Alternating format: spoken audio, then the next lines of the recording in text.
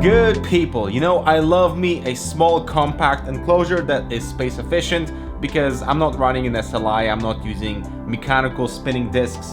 I just want a nice, efficient cooler, a single GPU, bunch of SSDs, and a power supply that fits into this nice compact package. But it's also about space efficiency because I moved away from having mid towers and full towers beside my my desk and stuff, because having this tiny little enclosure here that is super powerful without any compromises is awesome. And today, that case changes.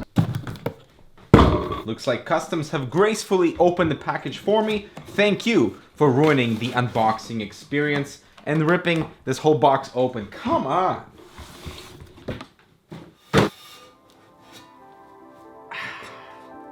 This, my friends, is the Streacom DA2.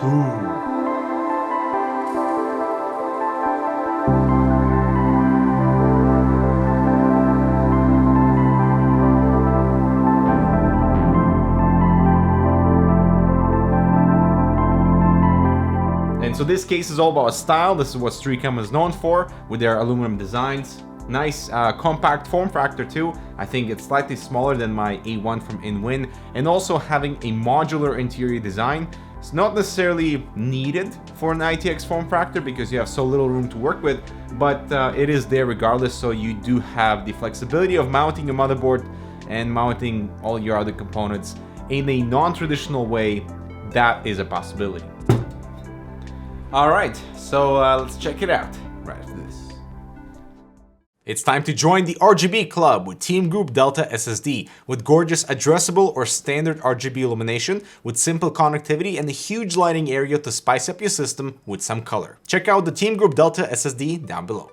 Man, what an experience. So the system is now assembled. I have successfully replaced the InWin A1 with the Streacom DA2, and the experience was satisfactory, obviously when it's over, because ITX is always challenging, especially when you're dealing with something that, with the components that you normally would not put in such a confined space. But once it's all finished and it looks beautiful in my space, you do appreciate, and there's a nice sense of accomplishment when the whole thing is complete. And pretty much all ITX enclosures have some form of challenges for assembly process and hardware compatibility, and Streacom DA2 is not an exception. And before we proceed, check out the description below for all the links for parts and alternatives for awesome ITX systems. So this case is coming from Streacom, a company that brought us the DB4, a fantastic fanless cube aluminum gorgeous art piece of an enclosure, while the DA2 is more targeted towards a little bit more towards mainstream, but still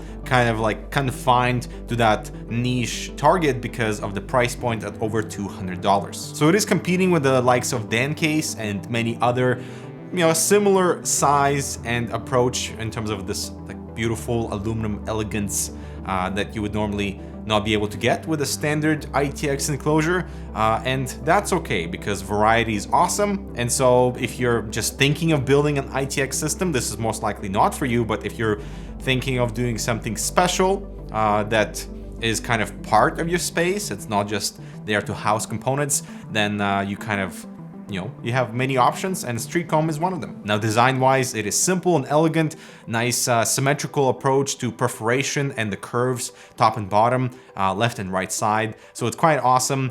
But putting it beside like a gaming router, you can see the striking difference, while putting it on a shelf as a showcase piece makes more sense. The one thing that is kind of a double-edged sword for me is the front I/O. I appreciate the simplicity of it with a simple power button and a Type-C port. However, the Type-C is not Gen 2, it's still Gen 1 speeds, and I actually don't have any Type-C accessories to plug into that, so that's kind of an unfortunate thing where I cannot use the I/O over here and have to resort to my standard USB ports on a motherboard for any connection there. And so while we all want the Type-C implementation to really spread, when it's just the Type-C connection, that is a compromise where you cannot plug any of your USB accessories unless you have a dongle. So it looks like we've approached the dongle life for the desktop. Looking at the back, this is the only place where you can find the actual model name. We have 2 PCI slots and a 92mm fan mount. Okay, so the side panel mount is pretty unique because, as you can see, they don't use any thumb screws for design purposes. Instead, these side panels are almost pressure mounted, so you push on one of the corners at the top and pull one of the corners at the bottom, one at a time,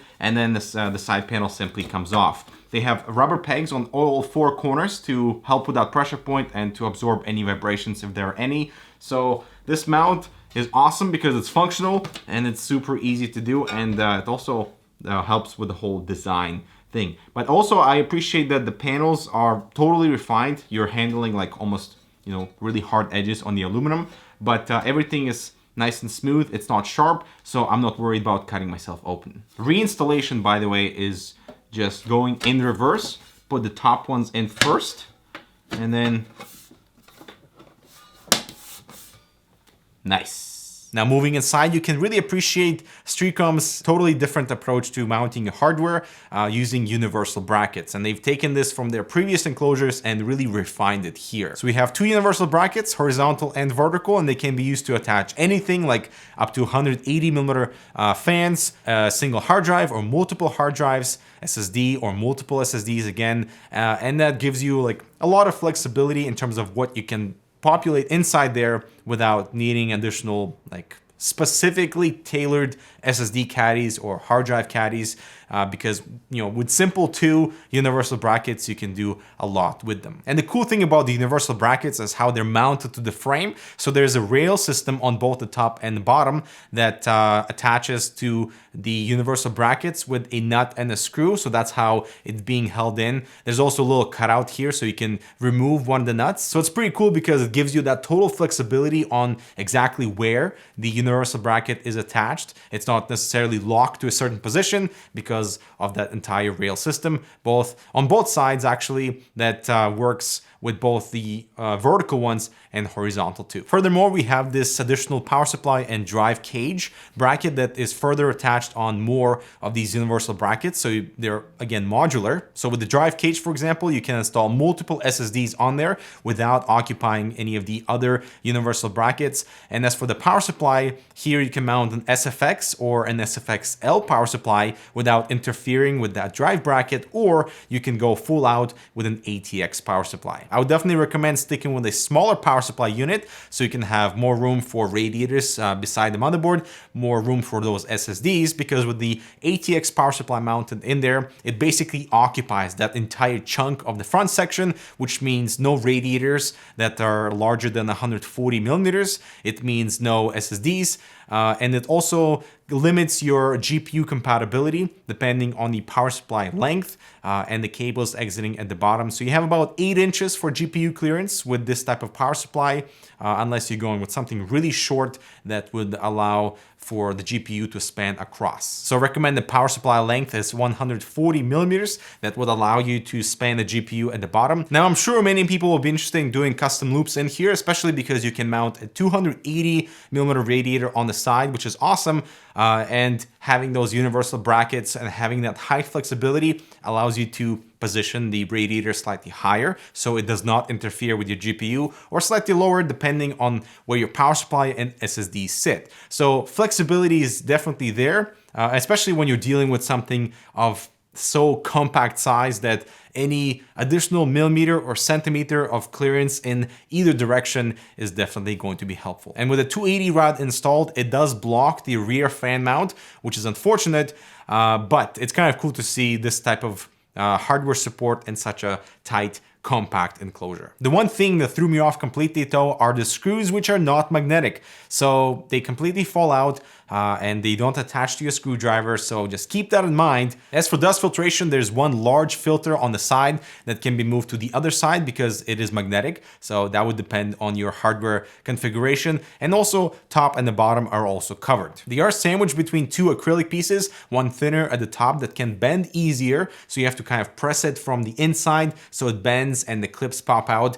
But as I was doing it, I guess I was not doing it the right way, but the little beam on both the front and the back snapped. Now, my initial idea for the system swap was to keep all my components the same, but unfortunately the DA2 is thinner, so the CPU height tower clearance is lower, So in this case, I can, fit the Dark Rock 3 no problem. Whereas with the DA2, it's not gonna fit. I can only fit 145 millimeters for the CPU tower clearance. So my next choice was to go with this Noctua D9L. It's pretty beefy, but I'm overclocking my 8600K, which is why I've decided to just go all in terms of cooling compatibility inside the DA2 and just stick with that maximum 280mm radiator support with the X62 from NZXT. And it's definitely going to be tight in there, especially with my Titan XP. But because I'm using an XFX L power supply, it is thinner, so there's plenty of space inside the case, hopefully for all the components as they advertise. And I think right now we should start with the assembly process.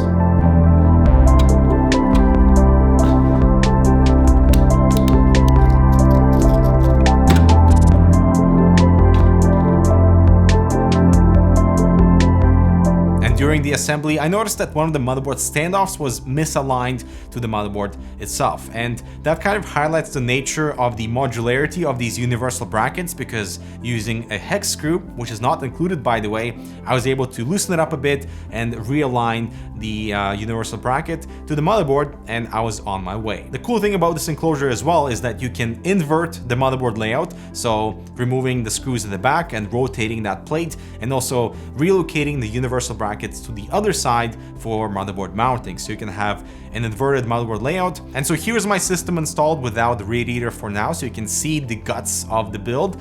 Everything is fine.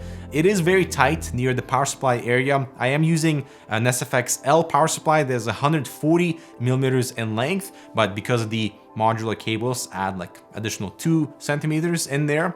And it does press on the GPU at the backside, which is, it's fine, but you can see the GPU is slightly angled because of it. The one thing to keep in mind is that power cord extension right in the center of the motherboard. The good thing is it does not interfere with the GPU, but it might interfere with like a wider CPU tower, so just keep that in mind. It's not an ITX case if it's not a challenging build. So I was almost finished, everything is routed, my GPU is installed, my drives are in there, SFX L power supply. But as I was about to mount my 280 rad in there, I realized that I have to diverge from that original plan, not because the actual radiator doesn't fit, everything is fine, but the tubing interferes with the SSDs, because this is exactly where the tubing exits. Now the thing is, I could remove the SSDs, but because they're kind of in the same bracket as the power supply, I have to redo my entire wiring, remove this bracket via, these clips over here, and that's just not convenient. So instead of redoing that entire thing, let's just populate a slightly smaller 240 rad on the side, and that should fit because I have a bit more height clearance, so I can maneuver those tubing where it exits in this section over here instead of to being like really high up on top here. And after swapping out the 280 rad for a 240 rad, I still was not able to mount the tubing exiting from the front near the SSDs because they just interfered over there unless I removed the SSDs, but I was still able to mount it with the radiator and tubing near the back side. And because the tubes here are much shorter versus what I had on the X62, they can bend no problem as long as you rotate the block accordingly so the tubes are exiting in the appropriate position. Now, just to be the biggest troll, I was going to populate a bunch of RGB hardware inside, because in the manual, which is awesome by the way, they say RGB lighting? Seriously? No. So I was going to install these 2 thermaltake ring fans because their RGB is absolutely gorgeous on both sides, and because of this perforation panel, you'll definitely be able to see some that shine right through. But the problem, however, are the cables, and the cable here is so long that I was worried that it would just cause me a lot more trouble in terms of routing everything, and especially because these fans have their own hub, which is awesome for an ATX enclosure or something bigger, but when we're dealing with something this compact, these really didn't fit. I was also going to mount the leonie streamer cables, which is that 24 RGB cable, which looks fantastic and also would deliver that beautiful RGB spill on the interior. But the 24-pin cable is just so close to my power supply that there's absolutely no way I was able to route that RGB cable. And so the only RGB component I've settled with was the Team Group Excalibur RAM, because it is absolutely gorgeous with that RGB stuff. I can control it with my ASUS software, and it's running at super fast 3600 megahertz. And Streacom is going to be releasing an additional TG panel, so if you are after that beautification element of your interior components, the TG panel will suit that type of RGB direction nicely. Now, as for cooling performance, of course, having that radiator inside the enclosure and all those components being in close proximity of each other and not having that much airflow to breathe is a significant hit on cooling over 10 degrees Celsius versus when the radiator is outside the case. But still, I'm getting better temperatures versus what I was getting on the A1 with an air cooler, so I'm pretty happy. And so when it's all said and done, you know, I'm gonna tie it back to my original point of that working with any ITX case introduces its own set of challenges, and with that too, my main sort of critique is with the mounting of the SSDs on the drive bracket, because that bracket is attached to the other bracket for the power supply, and then let's say removing one of the SSDs requires you to remove that entire thing, and that's just a lot of work for a simple swap of a drive. And that could be mitigated by using one of the universal brackets potentially for your drives instead of using the drive bracket that is attached to the power supply bracket. And you kind of have to plan your build accordingly in case, like, if you have to replace one of the components, what is going to be needed to be removed first as well. But you know, many people prioritize on what the case looks like inside your space, and it looks absolutely gorgeous. It's an elegant system and it looks awesome in my space. It's not too big. It still packs an 8600K, nice cooler, Titan XP, you know, lots of RAM in there, lots of SSD storage, and that is exactly what you would expect from an ITX system that is targeted for these like enthusiast builds. I still miss my regular USB ports in the front. You know, it looks awesome here, but I am never going to use it because actually I probably will have to buy a dongle. And I will say that having the radiator exhausting air from this left side is awesome for winter because I can feel the warm air, but that is one good alternative to having the inverted motherboard layout if you want to have the exhaust on the other side. And looking back at the entire assembly procedure, I wish that that interior frame was able to just come off from the aluminum shell that is outside, giving you so many more access points for cables and working that isn't so claustrophobic feeling when you're looking at tiny little shell and access, you know, from both sides, but having access from the top and bottom as well would be so much more convenient. The new Mark II Corsair Strafe and K70 keyboards are fully loaded with custom illumination, convenient media buttons, USB pass-through, extra set of keycaps, and ergonomic wrist rest for each keyboard so you can type or game comfortably, with a variety of MX switches available, so you can check out which keyboard suits you best in the description below. And so that is it for my system for now. I am doing a dual build very soon, so stay tuned for that.